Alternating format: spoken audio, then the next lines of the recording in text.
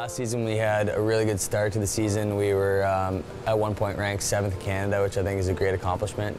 This school hasn't been ranked in a very long time, so the guys are really happy about that. We had a really good playoff series against Ottawa, and unfortunately they ended up beating us in double overtime, which is a heartbreaker, but we're hoping to get back on the horse this year and have a really good season.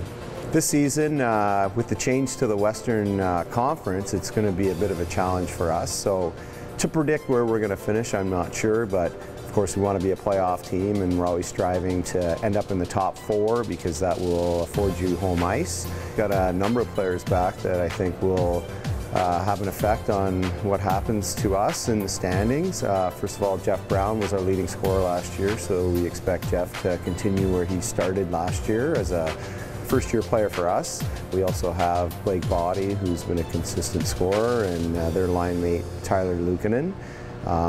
Those 3 veteran players, I think we're going to look to them to lead us up front, but we've got guys like Paul Vandevelde and Michael Markovic coming back, and I think that they're also going to have an important role with us.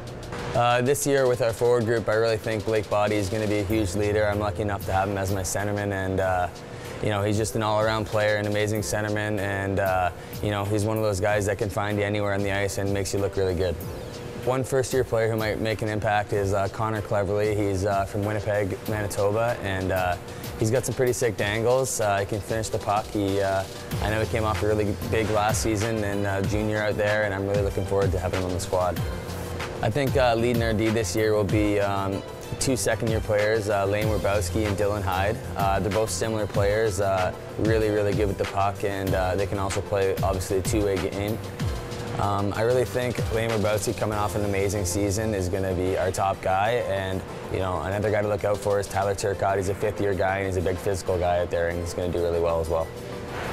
Our goaltenders, we're quite excited about Garrett Sheehan and Brett Willows returning. We've had sort of a back-and-forth battle for the net between the 2 of them, and I think it's healthy for our team. Coming from the OHL and then committing to the University of Western Ontario, I just felt like it wasn't the right fit for me. The University of Toronto has been really good to me. The guys in the Varsity Blues were a real family, and I think that's really what made me stay. It's just the fact that you're never going to get a better group of guys to play with.